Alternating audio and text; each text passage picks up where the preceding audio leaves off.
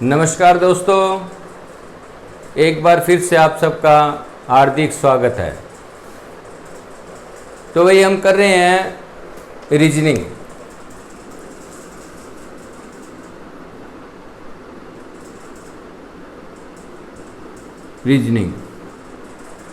और रीजनिंग में हमारा जो टॉपिक है वो चल रहा था कोडिंग और डिकोडिंग।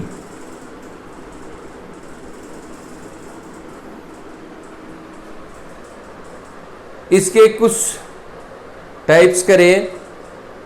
अब आगे चलते हैं। एक इसमें होता है शब्द प्रतिस्थापन।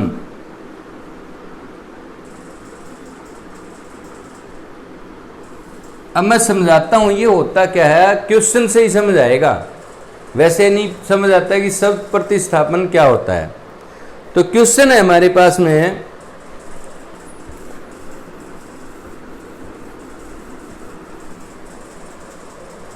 देखते ही आपको पता चल जाएगा कि यदि किसी भाषा में, कोट भाषा में हम बरसात को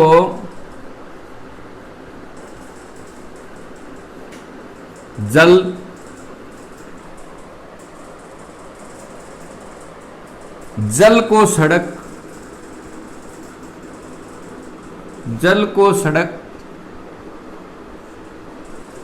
फिर सड़क को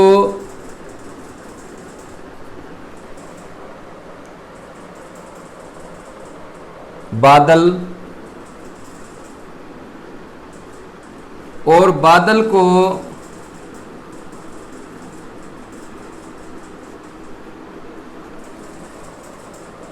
आकाश,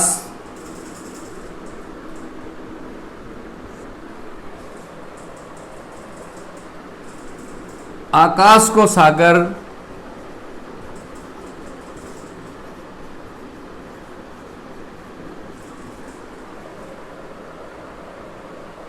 और सागर को हिमालय। सागर को हिमालय कहा जाए तो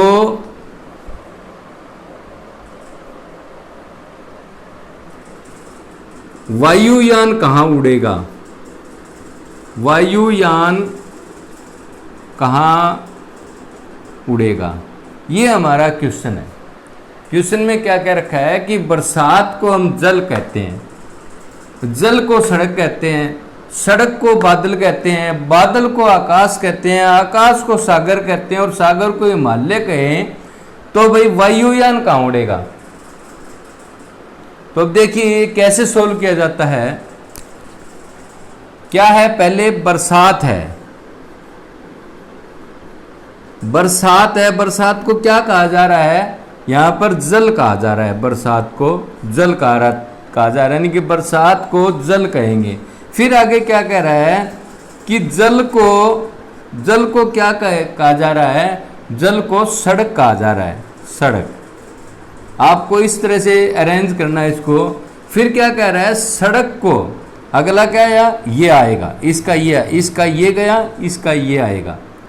अब सड़क को क्या कह दिया उसने? बादल कह दिया, बादल। बात अजीब सी लग रही है। अब फिर क्या आएगा? इधर बादल आएगा। अब फिर बादल को क्या कह रहे हैं? बादल को कह रहे हैं भाई आकाश, आकाश। और फिर ये इधर जाएगा आकाश, तो आकाश को क्या कहा जा रहा है? आकाश को कहा जा रहा है सागर। और फिर ये सागर इधर चला जाएगा, तो सागर को क्या कहा जा रहा है भाई? सागर को हिमालय कहा जा रहा है, हिमालय।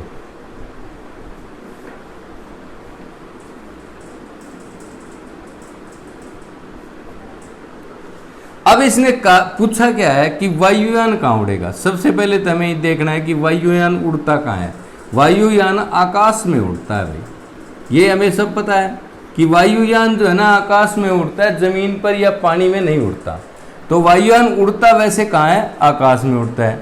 अब आकाश जो है,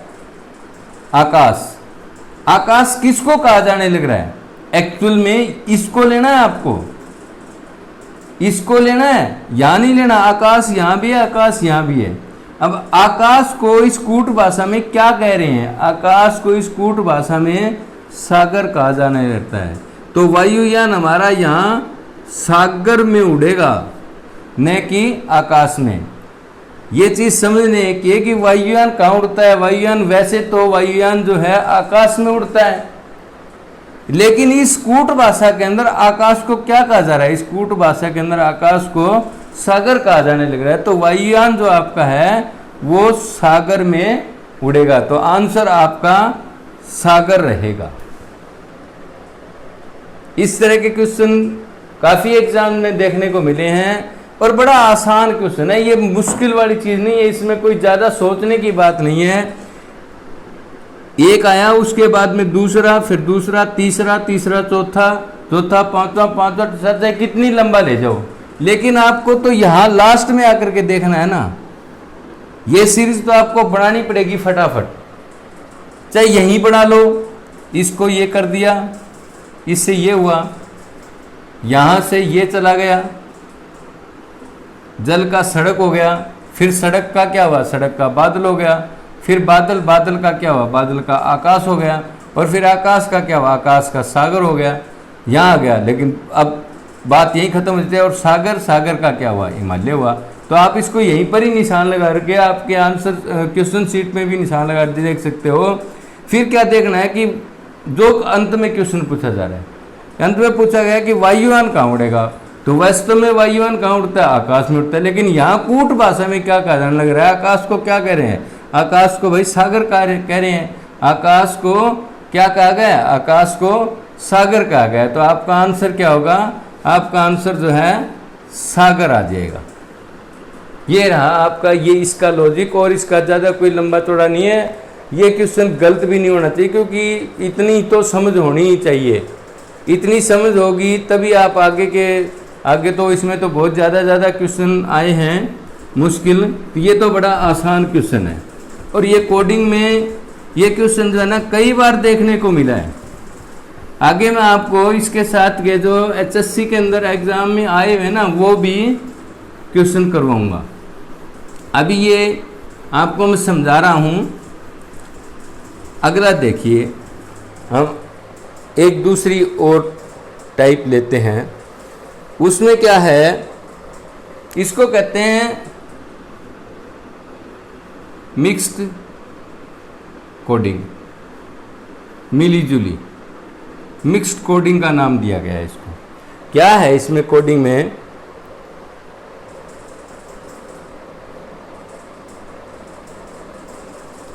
कोडिंग में दिया हुआ है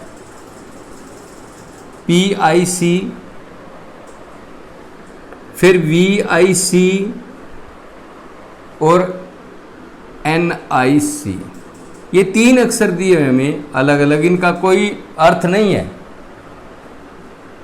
निरर्थक शब्द है ये, कोई अर्थ नहीं है इसका। PIC, VIC, NIC वैसे ही लिख दिया, लेकिन इसको क्या कह रहे हैं? इसको जो है, इसका अर्थ जो है लिखा है शीतकाल, शीतकाल ठंडा है।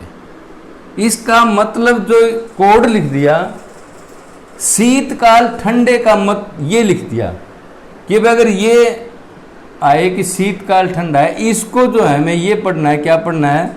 शीतकाल ठंडा है। भाई ये इसका कोड लिख दिया। आगे दूसरा क्या लिखा? आगे एक और लिखा टू VIC और RE। इसका अर्थ है हमारे पास में ग्रीष्म काल गर्म है, ग्रीष्म काल गर्म है। इसका अर्थ हमारे पास में ये है, ग्रीष्म काल गर्म है। तो आगे क्या है?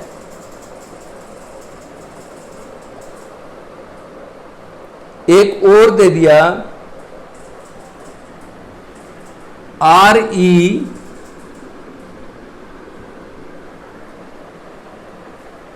RETHO और VIC, इसको क्या कहा गया है? इसका अर्थ है रात गर्म है, रात गर्म है। RETHO VIC, इसका मतलब है कि रात गर्म है। तो अब जो है क्वेश्चन क्या बनता है आपका?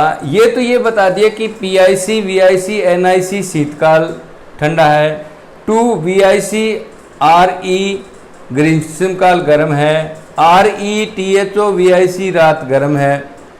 अब क्या पूछ रहा, क्या है क्वेश्चन, क्या है इसका मेन? पूछ क्या रहा है? पूछ ये रहा है कि यहां पर जो है, जो ये लिखा है, तो ग्रीष्म काल के लिए जो कूट शब्द यूज हुआ है, ग्रीष्म काल के लिए जो कूट शब्द यूज हुआ है वो क्या है?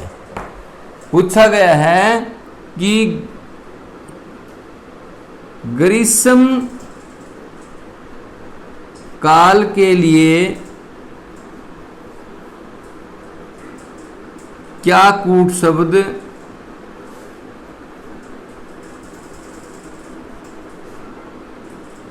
प्रयोग हुआ है? ये आपका क्वेश्चन है कि ग्रीष्म काल के लिए क्या जो है, कौन सा कूट शब्द जो है प्रयोग हुआ है। तो अब ये मैं आपको समझाता हूं। इस तरह के क्वेश्चन में यहां भी 3 अक्ष है, 1 2 3, यहां भी 3 है, यहां भी 3 है, यहां भी 3 है, यहां भी 3 है, यहां भी 3 है। ये किसी ऑर्डर में नहीं होते, इसमें कोई ऑर्डर लगा हुआ नहीं होता, ये डिसऑर्डर है। कौन सा शब्द किसी के लिए यूज हो रहा है ये पता नहीं है, कौन सा शब्द किसके लिए। हमें अब ये देखना है कि जो ग्रीष्म काल है इसके लिए कौन सा शब्द यूज किया गया है। तो इसके लिए हम क्या देखेंगे? इसमें सबसे पहले हम क्या देखते हैं कि भाई इन तीनों के अंदर क्या कॉमन है। ये तीनों है, इसमें क्या कॉमन है? इसमें तीनों में भाई है जो है कॉमन है, ये जो है आपका, ये इन तीनों के अंदर कॉमन है। 2 में या 3 में, यहाँ है जो है तीनों के अंदर है। अब यहाँ आ जाइए, यहाँ तीनों में क्या चीज कॉमन है? अब इधर वाले में देखिए तीनों में क्या चीज कॉमन है। VIC यहाँ है, VIC यहाँ है, तो VIC यहाँ है। तो VIC जो यूज किया गया है वो हमारा यूज किया गया है के लिए। ये मैं इसको जो है स्क्वायर से दिखा रहा हूँ। VIC जो है के लिए यूज हो गया। अब देखिए इनमें और नजर आ रही है कि 2 या 2 से ज्यादा, 2 या 2 से ज्यादा कौन सी चीज कॉमन है? यहाँ क्या चीज है? देखिए गर्म, गर्म यहाँ भी है, गर्म यहाँ भी है। इन दोनों के अंदर गर्म है, गर्म यहाँ भी है और गर्म यहाँ भी है। तो यहाँ देखिए इनके अंदर, इन दोनों के अंदर क्या कॉमन है? फिर यहाँ RE यहाँ है, RE यहाँ भी है। इसको मैं जो है ट्रायंगल से रिप्रेजेंट कर देता हूँ समझाने के लिए, और ये जो है ट्रायंगल से रिप्रेजेंट कर दिया। ये ट्रायंगल से रिप्रेजेंट हो गया। अब देखिए, अब आ जाइए कि ये जो लाइन है, अब पूछ क्या रहा है? अब नीचे क्वेश्चन की तरफ ध्यान दीजिए। पूछा क्या कि ग्रीष्म काल के लिए कौन सा कूट शब्द यूज हुआ है? तो यहां ग्रीष्म काल बच गया और यहां हमारा क्या बच गया? 2 बच गया।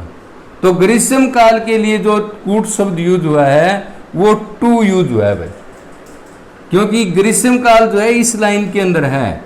इस लाइन को नहीं देखना, इस लाइन को देखना। जो क्वेश्चन पूछ रहा है उसी लाइन को ही देखना है। जिस लाइन से क्वेश्चन पूछा गया है कि ग्रीष्म काल, ग्रीष्म काल कौन सा? हमारी दूसरी लाइन में है। दूसरी लाइन के अंदर 2 तो हमारे ये हो गए, तीसरा खाली शब्द क्या बचा हमारे पास में? इधर ग्रीष्म काल और यहाँ 2। तो आपका आंसर क्या आएगा भाई? आपका आंसर आएगा 2, TO2 जो है इसका आंसर रहेगा। ये देखना है। ये जो है ना कॉमन निकाल करके इन चीज़ों को कॉमन निकाला जाता है। अब मैं आपको एक क्वेश्चन और करा देता हूँ। ये तो रहा अल्फ़ाबेट का, शब्दों का। अब मैं आपको अंकों और शब्दों का भी इसी तरह से अंकों और शब्दों का होता है वो भी करवा देता हूँ, उससे अगला क्वेश्चन समझ आ जाएगा। ऐसे क्वेश्चन भी आपको जो है एग्जाम में जरूर देखने मिलेंगे।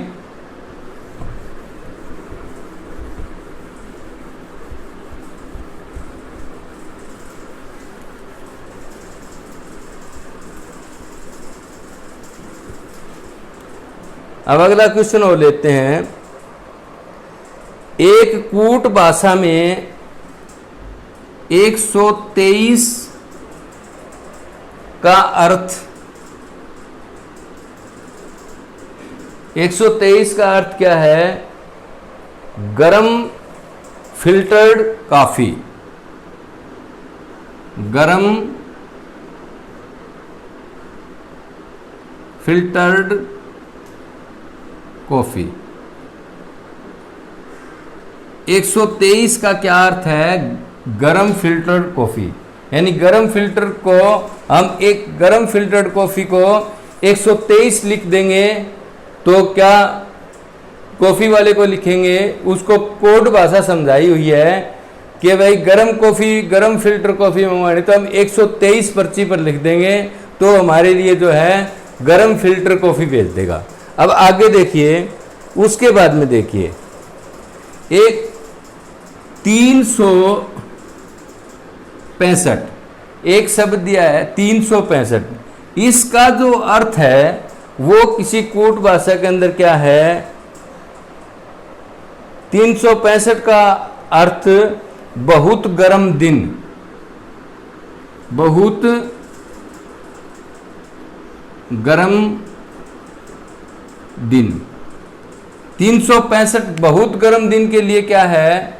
लिख दिया 365 कि ज़्यादा गर्मी हो दिन के अंदर, तो उसका जो कोड बना दिया वो 365 लिख दिया। 365 लिखते ही समझ जाए कि भाई आज गर्मी ज़्यादा है, ये लिखा गया है। अब अगला एक और है 589। 589 का जो अर्थ है वो इसने दिया है दिन और रात। दिन और रात, दिन और रात को 589 लिख दिया है। अब क्या बताना है? अब हमें बताना है कि का अर्थ दिन और रात है, तो यहाँ पर जो है बहुत के लिए कौन सा अंक है? इन अंकों में 1 2 3 3 6 5 5 8 9, इनमें क्या है? जो ये शब्द है हमारा बहुत, बहुत, बहुत के लिए कौन सा अंक है? बहुत के लिए कौन सा अंक? हमें उत्तर देना है, हमें बहुत का, यानी कि उत्तर हमें इस लाइन में मिलेगा, उत्तर हमें दूसरी लाइन में मिलेगा। अब हम क्या देखते हैं? उसी तरह इसमें देखते हैं कि भाई कॉमन क्या चीज़ें हैं। यहाँ कॉमन क्या है? गरम फिल्टर्ड कॉफ़ी। और यहाँ कॉमन क्या है? यहाँ क्या है? गरम फिल्टर्ड कॉफ़ी, तो यहाँ गरम आया। दूसरी लाइन और देखते हैं, बहुत गरम दिन, तो यहाँ कॉमन क्या हुआ? हमारा कॉमन हुआ भाई गरम शब्द जो है यहाँ कॉमन हो गया। अब इसके सामने देखिए यहाँ कॉमन क्या आ रहा है? यहाँ 3 इसमें भी है, 3 इसमें भी है, तो ये हमारा जो 3 तो जो है यहाँ कॉमन हो गया। हमें आंसर सिर्फ इसी लाइन से लेना है। अब आगे चलिए, अब हम इस लाइन को देखते हैं। इस लाइन में क्या है? क्या कॉमन है? इस और इस लाइन में देखिए कुछ कॉमन है क्या? सभी 9 अक्षरों पर ध्यान देना है। यहाँ हम देखते हैं तो यहाँ जो दिन जो है वो हमारे पास में इन दोनों लाइनों के अंदर दिन जो है हमारे पास कॉमन है। तो अब इन दोनों के अंदर देखिए, अब ऊपर वाले को नहीं देखना क्योंकि ये और ये 2 लाइनें ली हैं, तो इसमें देखिए कॉमन क्या है? इसमें हमारा कॉमन क्या है? 5 और 5, 5 इसमें भी है, 5 इसमें भी है। अब हमें आंसर सिर्फ इसी लाइन से चाहिए। अब इस लाइन को भी नहीं देखना, इस लाइन को भी देखना। क्या देखना है? आंसर क्या पूछ रखा है कि बहुत के लिए कौन सा अंक है। तो यहाँ बाकी क्या बचा भाई? हमारा 6 बच गया। तो बहुत के लिए जो है हमारा 6 अंक आएगा। 6 अंक जो है बहुत के लिए यूज किया गया है। सेम उसी लॉजिक का क्वेश्चन है। इस तरह से आपको कुछ भी दिया जा सकता है। आपको काम यही करना है, आपको तीनों को लिख लेना है या आपको अपने क्वेश्चन पेपर में इसको ध्यान दे लेना है और ये देखना है कि दो दो को देखिए। पहले सबसे पहले ये देखिए कि तीनों में भी कोई चीज़ कॉमन हो सकती है। जैसे पिछले क्वेश्चन में था कि तीनों के अंदर है कॉमन था और वहाँ तीनों के अंदर VIC कॉमन थी। तो पहले सबसे पहले देखना है कि ये तीन जो दे हैं स्टेटमेंट दे रखे, इन तीनों स्टेटमेंट में कोई कॉमन है, पहले तो वो अलग कर दीजिए। जब अगर तीन कॉमन नहीं तो फिर हम क्या करेंगे, दो को कॉमन देखेंगे। पहले दो लाइनों को लेंगे, फिर अगली दो लाइनों को लेंगे। ये जरूरी नहीं है कि ये और ये और ये और ये कॉमन इनमें मिलेगा, आपको इसमें और इसमें भी मिल सकता है। पहली और तीसरी लाइन में भी कॉमन मिल सकता है, कोई चीज़ पहली और तीसरी लाइन में भी कॉमन मिल सकती है। तो आपको पहली और तीसरी लाइन को ले लेना है। ये नहीं देखना कि भाई पहली और दूसरी और तीसरी, पहले पहली दूसरी को देखना है फिर दूसरी तीसरी देखना, ऐसे नहीं देखना। आपको टोटल पर नजर मारनी है कि टोटल क्या है। वहां पहले अगर तीनों लाइनों में कोई चीज कॉमन है तो उसको लेना है। दूसरी तरफ भी देखना है कि भाई तीनों लाइन में हो सकता है आपके इधर एक साइड में जो राइट हैंड साइड है उधर तो आपको तीनों लाइनों में एक चीज कॉमन मिल जाए, लेकिन हो सकता है इधर कॉमन ना हो, फिर वो नहीं उठाना, फिर वही उठाना है जो दो लाइनों के अंदर कॉमन हो, उस तीसरी लाइन को नहीं छेड़ना। तो ये आपके इस तरह के क्वेश्चन होते हैं। अब हम आगे लेते हैं, इसी तरह का एक क्वेश्चन और लेता हूं मैं। ये हिंदी का था, अब मैं इंग्लिश अल्फ़ाबेट का एक क्वेश्चन और ले लेता हूं, सेम इसी लॉजिक का, ताकि आपको ज़्यादा से ज़्यादा समझ आ जाए।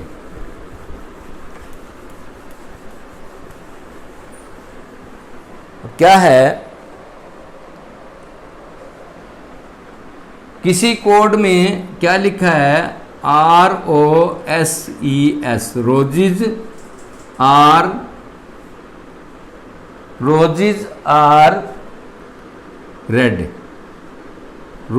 Are red.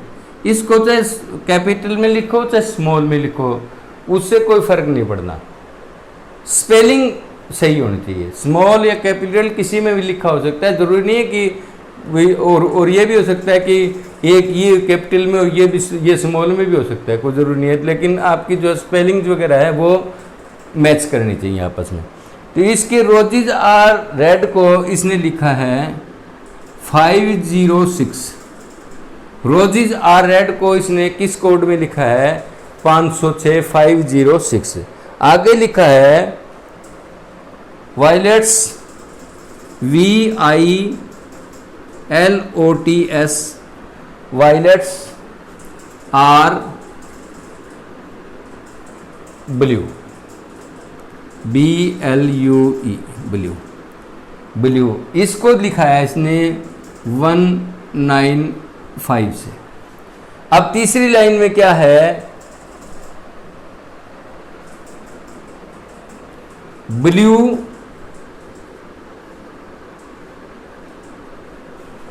And red are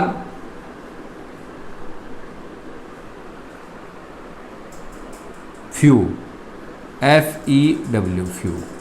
और इसका कोड क्या दिया है, इसके अंदर देखिए 1 2 3 4 शब्द हैं, एंड को नहीं काउंट किया जा रहा, 1 2 3 4, blue and red are few.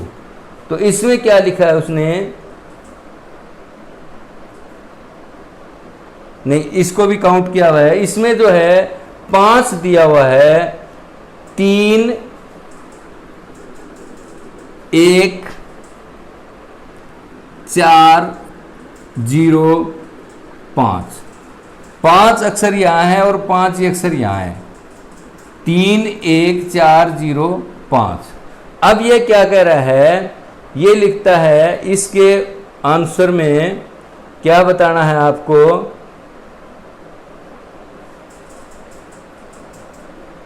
Few में, फ्यू जो शब्द है हमारा यहाँ जो फ्यू है, इसके लिए जो है ना कौन सा अंक यूज किया गया है इसके लिए कौन सा अंक यूज हुआ है? फ्यू के लिए।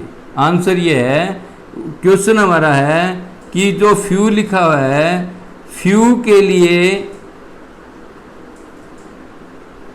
कौन सा अंक प्रयोग हुआ है? फ्यू के लिए कौन सा अंक यूज प्रयोग आ रहा है? इसका जो मैं ऑप्शन भी लिख देता हूँ। ऑप्शन है 3, 1, 4 और मालूम नहीं किया जा सकता। मालूम नहीं किया जा सकता, ये अभी जो आपकी पुलिस का एग्ज़ाम हुआ था उसके अंदर आया हुआ क्वेश्चन है भाई। जो पुलिस का एग्ज़ाम हुआ था उसके अंदर ये क्वेश्चन आया था, तो अब ध्यान से देख लीजिए, टिपिकल क्वेश्चन है। अब हम इन दो लाइनों को लेते हैं, पूरे को देखते हैं। पूरे में देखते हैं, roses are red, violets are blue, blue and red are few. तो ध्यान दीजिए कि यहाँ हमारे पास में आर जो है तीनों लाइनों के अंदर है। अब इधर भी देखिए कि ऐसा कोई अंक है जो तीनों लाइनों के अंदर हो। आपको ये देखना है, क्योंकि यहाँ आर जो है हमारा 1, 2, 3 तीनों लाइनों में है। इधर भी देखिए, इधर देखिए 5, 5, 5, इनमें 5 कॉमन है। तो ये तो रहा हमारा आर, हमने जो है कवर कर दिया। आर, आर और आर, ये गए आर के लिए 5, जो 5 डिजिट है ये हमारी जो है आर में चली गई। अब हम देखते हैं, अब देखिए यहाँ क्या कॉमन आ रहा है। पहली लाइन और दूसरी लाइन में देखिए कुछ कॉमन है, तो रोजेज रेड, वायलेट्स ब्लू नहीं है। अब पहली और तीसरी में देखिए कुछ कॉमन है, roses red, blue and red. क्या आ गया? रेड जो है पहली और आपकी जो है तीसरी लाइन है इसमें कॉमन है। यहाँ तो रेड कॉमन है। अब इधर देखिए क्या कॉमन है, पहली और तीसरी में क्या कॉमन है? पहली और तीसरी के अंदर क्या बचा हमारे पास में? 0, 6। और तीसरी में क्या है हमारे पास में? 0 और 6 है। यहाँ देखिए, यहाँ देख लीजिए 6 और 0 में से कुछ है, तो 0 है हमारे पास में। तो जो रेड है इसको मैं ट्रायंगल से शो करता हूँ। रेड को मैंने ट्रायंगल दिखा दिया, और यहाँ हमारे पास में 0 थी, यहाँ भी 0 है और यहाँ भी 0 है। तो यहाँ हमने इसको ट्रायंगल से कवर कर दिया। अब देखिए भाई, आगे चलिए, यहाँ रोजेज बाकी बच गया। हमें आंसर क्या देखना है? आंसर तो लेना है फ्यू के लिए। इसको तो छोड़ दो अब, क्योंकि इसमें एक बचा है, वो हमें आंसर में नहीं उठाना है, इसको छोड़ दीजिए। अब लीजिए आगे क्या आ रहा है। अब इन दो लाइनों में कॉमन देखिए, क्योंकि यहाँ जो है 2 अक्षर यहाँ बच गए, 1, 2, और यहाँ हमारे पास में 1, 2, 3 बच गए। आंसर हमें फ्यू का बताना है। तो इनमें देखिए भाई क्या कॉमन बन रहा है। यहाँ ब्लू है, यहाँ भी ब्लू है, यहाँ ब्लू, यहाँ ब्लू। तो इस और इसमें देखिए क्या कॉमन है, इस और इसमें यहाँ 1 है, यहाँ भी 1 है। तो ये ब्लू मैं राउंड से दिखा देता हूँ, गोले से। ये तो यहाँ कॉमन हो गया, और ये जो है आपका यहाँ कॉमन हो गया। अब देखिए भाई, ऊपर वाले का तो हो गया, दोनों लाइनों की काम तमाम छुट्टी। यहाँ से तो हमें कुछ देखना नहीं। यहाँ रोजेज है, रोजेज हमें आंसर में नहीं पूछ रहा। वायलेट्स है, वायलेट्स हमें आंसर में नहीं पूछ रहा। आंसर में हमें क्या पूछ रहा है? फ्यू के लिए कौन सा अंक प्रयोग हुआ है। अब देखिए यहाँ हमारे पास में क्या है, फ्यू यहाँ बच गया, और इधर एक बच गया एंड। यहाँ फ्यू बच गया, यहाँ एंड बच गया, 2 शब्द बच गए, एंड और फ्यू। यहाँ क्या बचा हमारे पास में? 3 और 4। यहाँ क्या बचा? 3 और 4। ये तो कोई डिसाइड कर ही नहीं सकते कि एंड के लिए 3 है या एंड के लिए 4 है या फ्यू के लिए 3 है 4 है। तो क्या करेंगे हम? इसका आंसर ये देंगे कि मालूम नहीं किया जा सकता।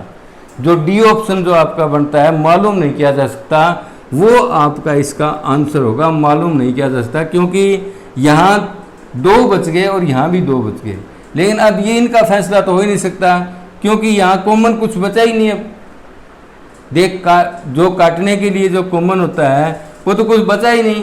आपके पास में सीधा सीधा एक यहाँ एंड बचा है, एक यहाँ फ्यू बचा है, तो इसमें 3 और 4 है।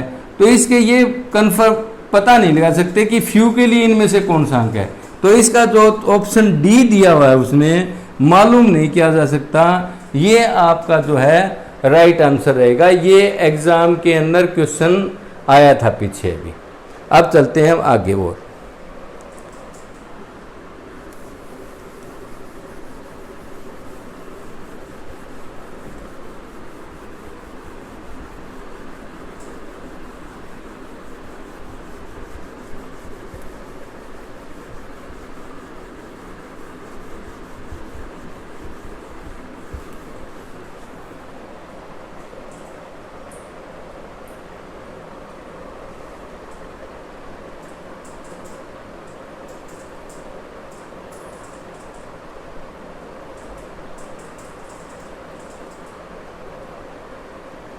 अब एक बड़ा सिंपल सा क्वेश्चन आपको करवाता हूं जो कि एचएससी के एग्जाम में अभी आया था।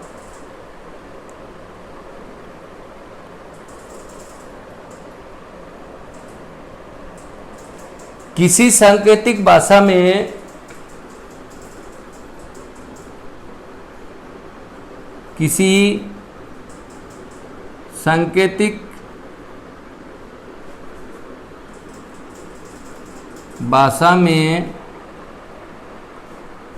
कंचन KANCHAN कंचन को 7 और रवि को 04 लिखा जाता है, तो उसी भाषा में ज्ञान GYAN ज्ञान को क्या लिखा जाएगा। अब इसमें क्वेश्चन पढ़िए, बड़ा एकदम से समझ आ रहा है। किसी सांकेतिक भाषा में कंचन KANCHAN कंचन को 07 और RAVI को रवि को 04। तो देखिए इसके अंदर 1 2 3 4 5 6 7 टोटल गिनती और 7 07। इसको 0 को मानिए ना मानिए, यहाँ 7, यहाँ भी 7 अल्फ़ाबेट है और यहाँ 7 लिख दिया।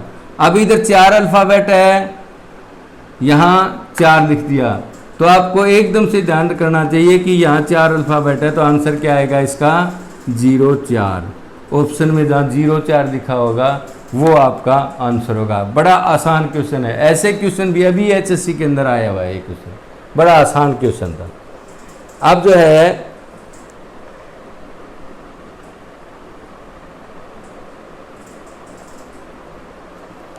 एक क्वेश्चन उसी तरह का जो अभी हम कर रहे थे, इसी तरह का एक क्वेश्चन और लेते हैं, क्योंकि ये क्वेश्चन जो है ना कई तरह के आते हैं और लगभग वही क्वेश्चन देते हैं। तो उसका एक एग्जांपल और ले लेते हैं जो अभी एचएससी के अंदर पूछा गया था। क्वेश्चन क्या था कि he needs help. He needs help को जो लिखा है उसने PEAV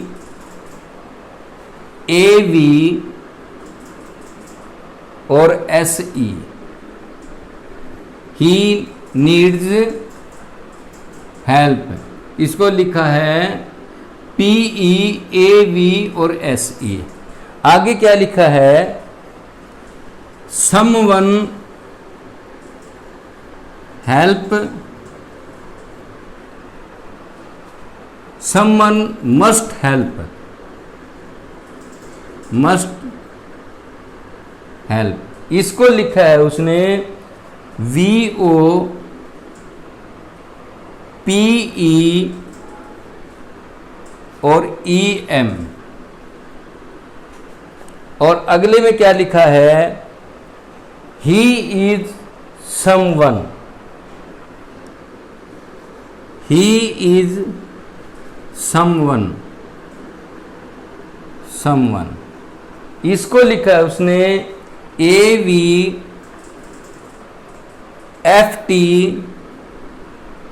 और EM। अब आंसर क्या बताना है हमें कि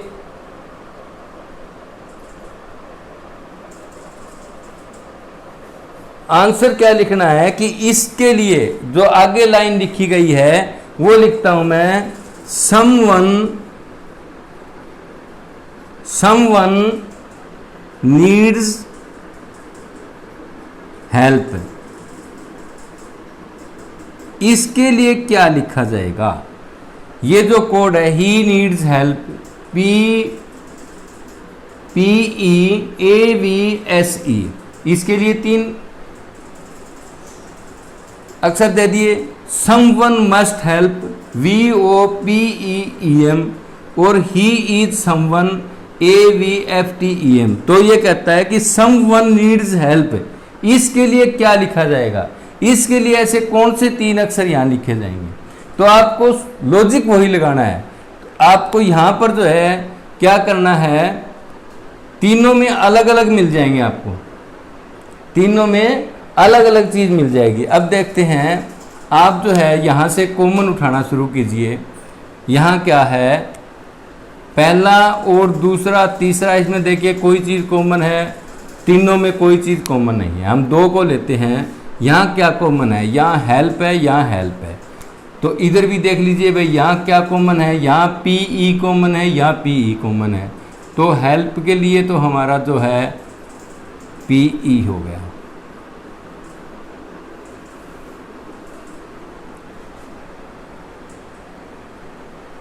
तो आपको अब यहीं आंसर का पता लग जाना चाहिए, लगना शुरू हो जाना चाहिए कि यहाँ हेल्प जो शब्द है इसके लिए तो PE है, तो इसके अंत में तो हम लिख देते हैं यहाँ पर भाई PE आएगा, आखिरी वाला तो PE आएगा, क्योंकि आखिरी में यहाँ भी हेल्प है, तो हेल्प के लिए तो आएगा PE। ये तो हो गया पूरा। अब आगे चलिए, आगे क्या है, इसमें और इसमें कॉमन देखिए, इसमें और इसमें क्या है, यहाँ समवन है, यहाँ समवन है, यहाँ क्या कॉमन है, यहाँ भी देखिए, यहाँ EM कॉमन है, यहाँ EM कॉमन है, यहाँ EM कॉमन है, यहाँ EM कॉमन है। तो ये तो हमारा रहा समवन का, ये रहा हमारा समवन, तो ये EM और EM। तो समवन इसमें कहाँ है, शुरू में है, तो शुरू में आपका हो गया EM, ये हो गया। अब यहाँ बीच वाला और देखना है कि बीच में क्या आएगा। अब देखिए इन तीनों के अंदर, तीनों लाइनों में क्या कॉमन बन रहा है, ही नीड्स, यहाँ मस्ट बचा खाली, यहाँ क्या बचा, यहाँ ही इज, तो यहाँ ही है, यहाँ ही है, इधर ही है, इधर ही है, इधर ही है, इधर ही है। तो अब देखिए यहाँ इन दोनों लाइनों में कॉमन देखिए, यहाँ क्या है, ए भी कॉमन है, यहाँ ए भी कॉमन है, तो ये हमारा हुआ ए वी और ये हुआ हमारा ए वी। यहाँ क्या कॉमन है, ही कॉमन है, इसकी हमें जरूरत नहीं है। अब क्या हमारे पास क्या बचा हुआ है, यहाँ नीड्स बचा हुआ है। नीड्स कहाँ है, नीड्स हमारा पहली लाइन के अंदर है, तो पहली लाइन के अंदर क्या चीज़ खाली बच गई, खाली बचा भाई SE हमारा जो खाली बच गया, तो SE जो है यहाँ आ जाएगा नीड्स। नीड्स के लिए यहाँ SE यूज होने लग रहा है, क्योंकि इन दोनों के लिए तो जो है ना, इसके लिए ही के लिए ए भी कॉमन हुआ था और हेल्प के लिए PE कॉमन हुआ था, तो बाकी क्या बचा था, नीड्स। नीड्स के लिए यहाँ खाली बचा हुआ था SE, तो SE जो है यहाँ आ जाए, नीड्स की जगह SE आ जाए, तो आपका आंसर बनेगा EMSEP। तो ये आपको जो है ना बड़ा भाई थोड़ा सा उससे मुश्किल था, लेकिन लॉजिक आपका जो है ना वही लगा। तो ये जो हमारे जो रीजनिंग का जो ये पोर्शन था और बहुत ही महत्वपूर्ण पोर्शन है, इन जो मैंने आज 3-4 लॉजिक जो करवाए, इनमें से आपको एक लॉजिक का क्वेश्चन ज़रूर मिल जाएगा भाई, ये गारंटी है। जब भी आप एग्जाम में बैठोगे तो रीजनिंग का जो है ना 99% जो है ना, ये जो 4 लॉजिक आर करवाए हैं, चारों लॉजिक में से जो है ना एक का क्वेश्चन जरूर मिलेगा, क्योंकि पिछले जो पेपर हुए हैं ना 15-16 पेपर हुए हैं, सभी के अंदर इसमें से जो है ना क्वेश्चन जरूर उठा रखा है। तो हो सकता है आगे भी पेपर सेटर जो है ना वही और आपको जो है ना इस तरह का क्वेश्चन मिल जाए। तो आप इसको जो है ना बड़ी सावधानी से समझिए, ये समझने वाली चीज़ है, इसमें कोई रट्टा नहीं चलता, कोई फार्मूला नहीं चलता, केवल आप समझोगे, उसको लॉजिक को देखोगे, आपका आंसर सही निकल जाएगा। नहीं समझोगे तो आपका ये क्वेश्चन हल नहीं होगा। तो आपको ये समझना पड़ेगा, प्रैक्टिस करनी पड़ेगी। तो आज के लिए बस इतना ही, बाकी अगली वीडियो में। जय हिंद।